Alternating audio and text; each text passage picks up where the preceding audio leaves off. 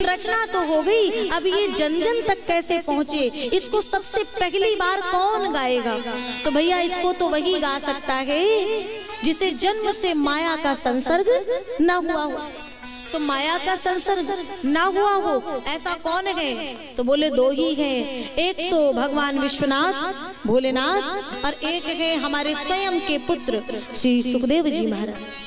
सुखदेव निराकार को भजने वाले हैं, कथा साकार की है, कथा साकार की है। तो क्या किया जाए, कुछ श्लोकों को याद करा करके अपने शिष्यों को भेजा कि सुखदेव के पास में जाओ और जरा इन श्लोकों का कुछ कुछ गान करो।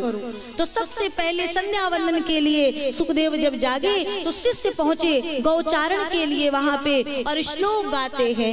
वरहापीडम नटवर वपुः कर्णयो कर्णिकारम बिभ्रद्वासः कनक कपिशं वैजयन्तीं च मालां रन्धान वेणुरधर सुधिया पूरयन् गोप वृन्दै वृन्दारण्यं स्वपद रमणं प्राविशद गीत कीर्ति।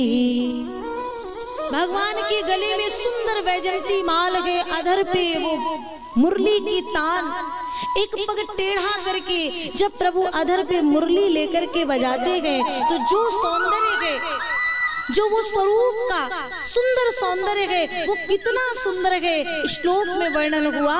तो सुखदेव को लगा जो कृष्ण सुनने में इतना सुंदर लग रहा है वो देखने में कितना सुंदर होगा।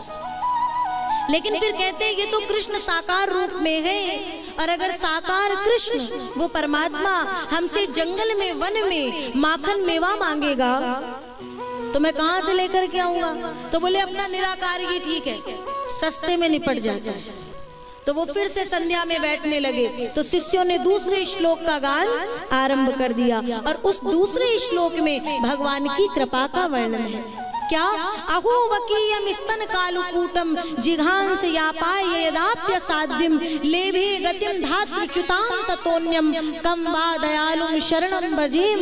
कितने दयालु हैं, कितने कृपालु हैं कि जो गति यशोदा मैया को वर्षों बाद प्रदान करी, पूतना प्रभु को स्तनों में विष लगा करके मारने के लिए आई थी, लेकिन हमारे कन्हैया ने वो पूतना को वो गति उसी क्षण प्रदान कर दी।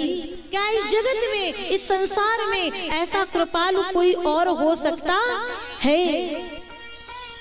इतनी पंक्तियां सुनने के बाद सुखदेव जी ने कहा ऐसा कृपालु दूसरा और कोई जगत में नहीं है। और तब सुखदेव जी के साथ सबने गाया, नैनों में श्याम बसे मन में बनवारी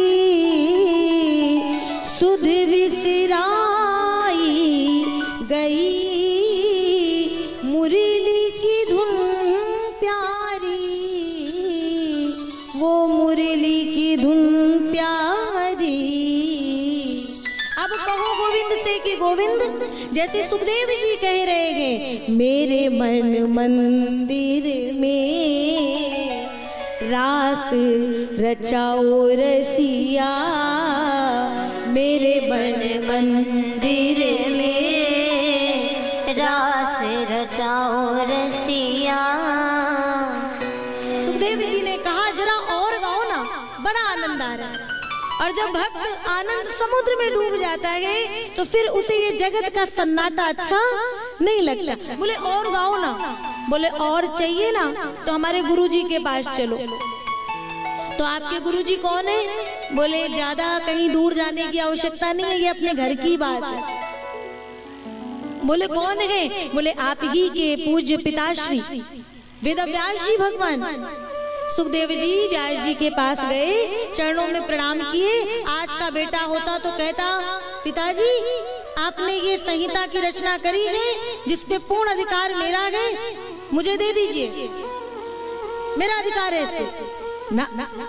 भक्त क्या कहता है देखिए, चरणों में प्रणाम निवेदित किए और कहते पिताजी मुझे पता चला है श्रीमद् भागवत नाम की आपने एक संहिता की रचना करी है, और यदि आपको मैं उस रचना के ज्ञान के योग्य सुपात्र दिखूं बहुत ध्यान से सुनना।